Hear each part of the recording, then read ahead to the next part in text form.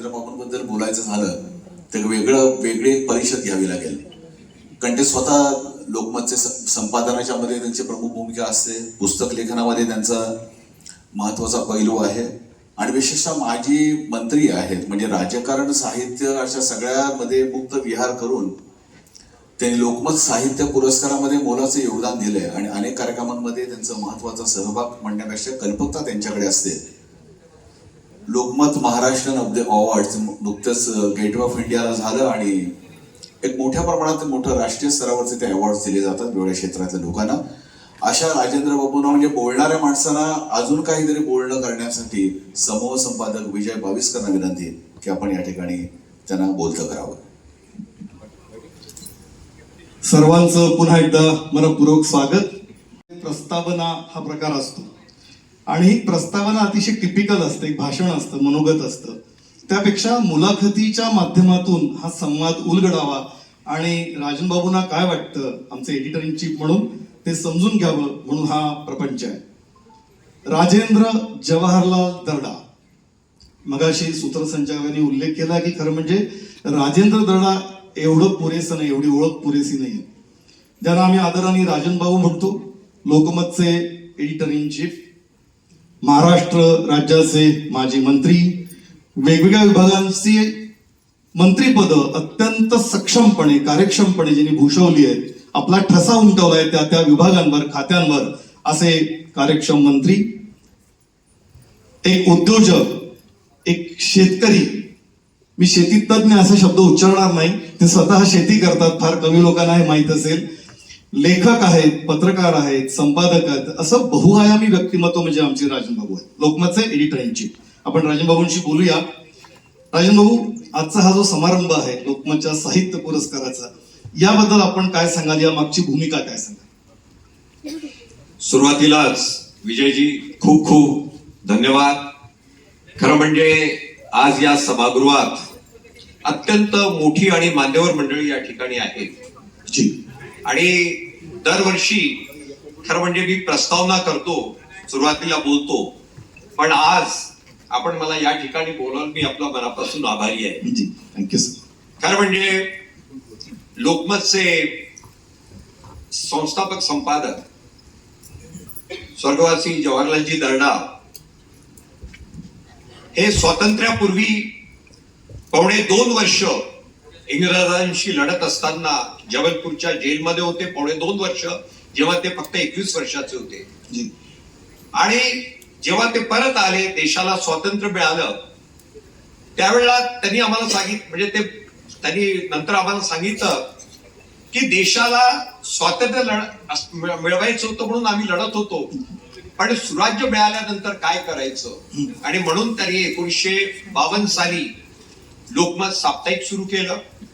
पुढे 1971 मध्ये नागपूरला लोकमत सुरू झालं आणि त्याच्यानंतर आज महाराष्ट्र आणि गोवा, दिल्ली मिळून 12 ठिकाणी मराठी लोकमत, 3 ठिकाणी इंग्रजी लोकमत टाइम्स आणि 3 ठिकाणी हिंदी लोकमत समाचार प्रकाशित होतं.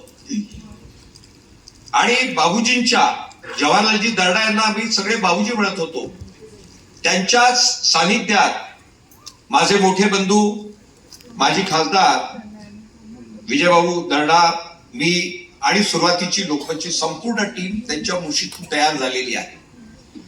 आणि बाबूजी नेहमी म्हणायचे की वाचन संस्कृती वाढली पाहिजे आणि लोकमत सुरू करण्याच्या मागे सुद्धा हाच उद्देश होता. आणि त्यामुळे गेले 7 वर्ष, हे 7वं वर्ष आहे की आपण साहित्य पुरस्कार या ठिकाणी देत आहोत आणि इतकी मान्यवर मंडळी या ठिकाणी आहे आणि या ठिकाणी सभागृह भरगच्च भरलेलं आहे. हेच दाखवतं की वाचन संस्कृती जिवंत आहे. आपण म्हणालात सर, सभागृहामध्ये मान्यवर आहेत, कुमार केतकरजी आहेत, सहस्त्रबुद्धेजी आहेत, स्वतः माझगावकरजी आहेत, त्यांचे सगळे सहकारी आहेत. या सभागृहाचं आणखी एक वैशिष्ट्य आहे राजभाऊ, इथे 3 सचिन आहेत. सचिन खेडेकर आहेत, सचिन गोस्वामी आहेत आणि सचिन मोठे आहेत. एक सचिन क्रीडांगणावर धावांचा पाऊस कसा पाडतो आपण सगळ्यांनी वर्षानुवर्ष बघितलंय.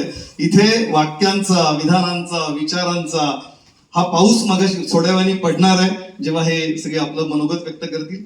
सर, आपण लोकमतचा प्रवास अतिशय थोडक्यात सांगितला, आदरणीय बाबूजींची, श्रद्धेय बाबूजींचा उल्लेख केला. लोकमत वर्षानुवर्ष महाराष्ट्रामध्ये प्रथम क्रमांकावर आहे. लोकमतच्या यशाचं नेमकं गमक काय ते मला ऐकायला आवडेल. विजयजी, लोकमतला कोणतंही यश हे सोन्याच्या ताटात काही मिळालेलं नाहीये. प्रत्येक ठिकाणी त्या ठिकाणी स्पर्धा झाली, परिश्रम सगळ्यांनी घेतलं आणि याचं संपूर्ण जे श्रेय आहे हे लोकमतच्या टीमला आहे. त्या सांगित पण एक गोष्ट तुम्हाला सांगतो, या ठिकाणी सन्माननीय केतकर साहेब या ठिकाणी आहेत आणि ते सुद्धा 2001-2002 या काळामध्ये लोकमतचे एडिटर इन चीफ होते. बाबूजींची कल्पना ही होती की आपल्याला वृत्तपत्र सुरू करत असताना ज्यांना नाव आहे अशी टीम तयार करू नका, तर त्यापेक्षा ज्यांना काही आयुष्यात करायचं आहे अशा तरुणांची टीम जमवा. आणि त्यामुळे मला एका गोष्टीचा आनंद आहे की विजय बाविस्कर, आपण जळगावला कोणतंही आपल्याकडे पार्श्वभूमी नव्हती, कपड्याचं दुकान होतं. चक्रधर दळवी हा हिंगोलीमध्ये फक्त बीकॉम झालेला होता. जगदीश पिंगळे बीडमध्ये होता. राजा माने बार्शीला होता. अतुल कुलकर्णी हा लातूरमध्ये कॉलेजमध्ये शिकत होता. ज्यांच्यामध्ये लिखाण करण्याची इच्छा होती अशा सगळ्यांना लोकमतनी जमा केलं, त्यांना प्रशिक्षित केलं. त्यांच्याकडे कोणतीही डिग्री नव्हती, परंतु काम करण्याची इच्छा होती, ती धमक होती आणि त्यामुळेच त्यांच्या भरोशावर लोकमतनी आज नंबर 1 आपला नंबर आजही सांभाळून ठेवलेला आहे. जी, थँक्यू सर. राजीव भाऊ, आणखी समजून घ्यायला आम्हाला असं आवडेल की लोकमत वर्षानुवर्ष पहिल्या क्रमांकाचं दैनिक आहे. आपण सांगितलं की संघर्ष आहे, हे काही सहज नाही, सोन्याच्या ताटात आलेलं ते यश नाही आहे. हे सगळं करत असताना असं वेगळं नेमकं काय लोकमतचं वेगळंपण आहे की ज्याच्यामुळे वर्षानुवर्ष लोकमत नंबर 1 राहिला, सर्वार्थाने नंबर 1 राहिला. केवळ खपाना नाही, परसेप्शन नाही, विश्वासार्हतेने, त्याच्या गुणवत्तेने. त्या मागचं नेमकं गमक काय, त्या मागची नेमकी प्रेरणा काय, स्वतःचं स्थान निर्माण करण्यात आणि अबाधित ठेवण्यात. लोकमतनी नेहमी एक गोष्ट पाहिली की वृत्तपत्रात बातमी ही ताजी असली पाहिजे. विजय, मी एक आपल्याला 50 वर्ष मागे घेऊन जातो. त्यावेळेला काय असायचं की बातमी कशी यायची, तर टपालानी जे जिल्हा प्रतिनिधी, जे जिल्ह्यातून लिहिणारे असायचे वार्ताहर, ते टपालानी पत्र पाठवायचे. लोकमतनी आल्यानंतर, म्हणजे मी आपल्याला 1971ची गोष्ट सांगतो, ज्यावेळेला आम्ही आलो आणि त्यावेळेला आपण प्रत्येक गावातून जी बस यायची त्याच्या कंडक्टरला 10 रुपये द्यायचे आणि त्या ठिकाणचा माझा व्यक्ती बातम्यांचं पाकिट द्यायचं आणि नागपूरला आम्ही ते पाकिट तिथे उतरवत होतो. त्यामुळे थोडी गती आली, पण लक्षात आलं याच्याने काही होणार नाही. मग फॅक्स आलं, पण फॅक्सच्या नंतरही फॅक्स आणि रात्री फार झालं तर अर्जंट टेलिफोन लावा, एखादी बातमी आपल्याला मिळेल. आणि त्यामुळे लोकमतनी 2 तासासाठी टेलिप्रिंटरची लीज लाईन त्या काळात घेतली, 2 तासासाठी फक्त. आणि त्यामुळे बातमी गतिमान झाली, ताज्या बातम्या या ठिकाणी येऊ लागल्या. पण हे सगळं होत असताना एक गोष्ट लक्षात आली की वृत्तपत्रात आशय महत्वाचा आहे, तंत्रज्ञानाच्या दृष्टीने ते प्रगत असलं पाहिजे आणि सगळ्यात महत्वाचं त्या ठिकाणी जे काम करणारे होते त्यांनी कोणतीही तास बघता कामा नये. आणि त्यामुळे लोकमतला फायदा झाला. पण त्याच्यात सगळ्यात महत्वाची गोष्ट अशी आहे, लोकमतनी स्वतःला बदलत ठेवलं आहे. सुरुवातीच्या काळात पावा गाडगीळ साहेब संपादक होते 1971 आणि त्या काळामध्ये. नंतर बाबा दळवी आले आणि त्यावेळेला अग्रलेख बाबा दळवी, पावा गाडगीळ साहेब 3 कॉलमचा अग्रलेख लिहायचे आणि त्याच्याच बाजूला आर्थिक विषयावर त्यांचं 3 कॉलमचं लेख असायचं. हळूहळू आपल्याही लक्षात आलं की वाचकांची जशी आवड आहे तेव्हा वाचकांच्या आवडीनुसार संपादकाला काय वाटतं यापेक्षाही विचार आपले असतात, पण त्यांना काय पाहिजे हे लक्षात घेऊन वृत्तपत्रामध्ये बदल होत गेला. मी एक उदाहरण आपल्याला परत देऊ इच्छितो की जसं 10-2-3 हा जेव्हा शिक्षणाचं हे आलं त्यावेळेला लोकमतनी मार्गदर्शिका सुरुवात केली तुमच्यासाठी. आज आर्टिफिशियल इंटेलिजन्सवर दररोज लोकमत मध्ये तुम्हाला क्वार्टर पेज आपल्याला माहिती मिळते. तेव्हा वाचकांना काय पाहिजे, त्यांची आवश्यकता काय आहे. आणि एक गोष्ट अजून मी सांगतो की आपण म्हणतोय 50% महिला आहेत, त्यांच्यासाठी वृत्तपत्रात किती आहे. आणि त्यामुळे 1990च्या दशकामध्ये आपण सखी नावाचं कॉलम दररोज क्वार्टर पेज आपण त्या काळात सुरू केलं. युवकांसाठी क्रीडा आपण देऊ शकलो. म्हणजे वाचकांना जे जे पाहिजे आहे ते देण्याचा आपण प्रामाणिकपणे प्रयत्न त्या काळात केला आणि हेच लोकमतच्या यशाचं गमक आहे. Thank you sir. बातम्या ताज्या आणि विश्वासार्ह हा त्यामागचा महत्वाचा क्रेडिबिलिटी ही अत्यंत महत्वाची आहे. जी राजभाऊ, आपण आणि विजयबाबू साहित्यासह वेगळ्या कला प्रकारांना नेहमी प्रोत्साहन देत असतात, त्याच्यासाठी उपक्रम वेगळे राबवता, ज्याचा हा साहित्य पुरस्कार आहे त्याचा भाग आहे.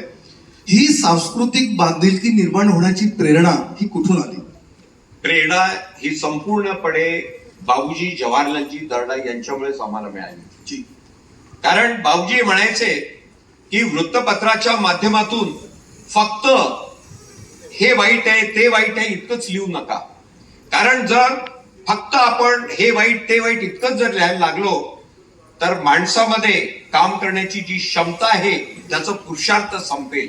आणि त्यामुळे समाजामध्ये चांगलं साहित्य निर्माण करणारे लेखक आहे, कवी आहे, चांगले क्रीडापटू आहेत, नाटककार आहे, वेगवेगळ्या क्षेत्रामध्ये चांगले शेतकरी आहेत, त्या ठिकाणी चांगले उद्योग व्यवसाय काम करणारे आहेत.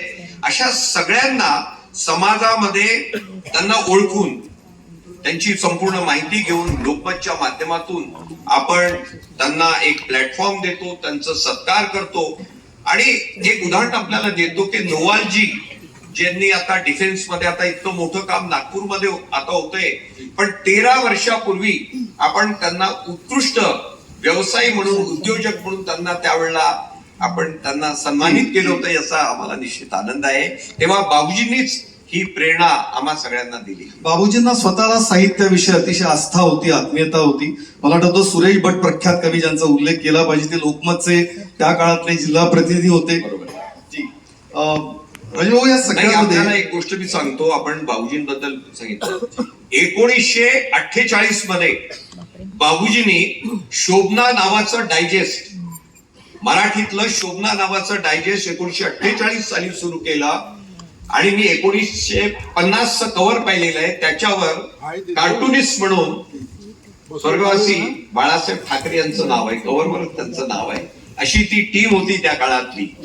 सर, मला आठवतं साहित्याविषयीची आस्था, बाबूजींचा उल्लेख झाला म्हणून मी नाशिकला संपादक असताना कुसुमाग्रजांकडे म्हणजे विभा शिरवाडकरांकडे जेव्हा भेटायला जायचो तेव्हा आवर्जून ते बाबूजींची म्हणजे जवाहरलालजी दर्डा यांची आठवण करायचे.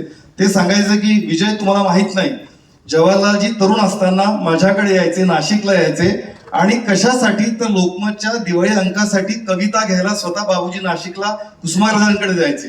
ही जी आस्था त्यांच्यामध्ये संपादक असताना, मालक असताना त्यांना आत्मीयता होती साहित्याबद्दल. त्याच वेळेला बाबूजींनी दिवाळी अंक 1952ला सुरू केला आणि उत्तम साहित्यकार त्याच्यामध्ये भाग घ्यायचे. बाबूजी लिहायला जेव्हा बसायचे 1 टाकी लिहायचे. आणि बाबूजींना जर तुम्ही विचारलं की माखनलाल चतुर्वेदी म्हणजे अशा कविता ते आम्हाला ऐकवायचे त्या काळामध्ये. माखनलालजी चतुर्वेदी, निराला, नीरज, तुकडोजी महाराज, म्हणजे बाबूजींचं ते फार साहित्याचं वाचन स्वतः प्रचंड वाचन होतं. त्यामुळे आपल्यावर आणि विजयबाबूंवर तो संस्कार तिथून आलाय. राजभाऊ, आपण अनेक पुस्तकं लिहिली आहेत. त्याचं पहिलं पुस्तक झुंबर, त्या झुंबरच्या निर्मितीविषयी आम्हाला सांगा.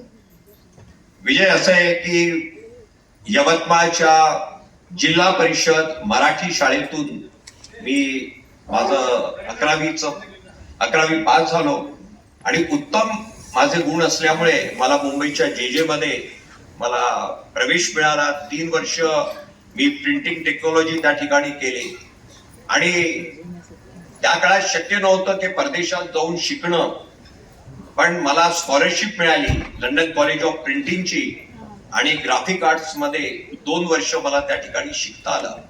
पण शिकत असताना मला फक्त 44 पाऊंड महिन्याला यायचे. त्या काळात 1 पाऊंडचा दर होता 11.5 रुपये.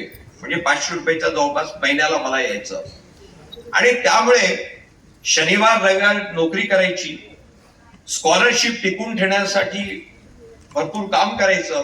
पण हे सगळं करत असताना मी 2 महिने जे सुट्टीचे मला मिळायचे, कारण मी एकदा इंग्लंडला गेल्यानंतर मी परतलो ते 2.25 वर्षांनंतरच, आणि जे काही पैसा माझ्याकडे जमा व्हायचा त्याच्यातून जग फिरण्याचा मी प्रयत्न केला, युरोप, अमेरिका.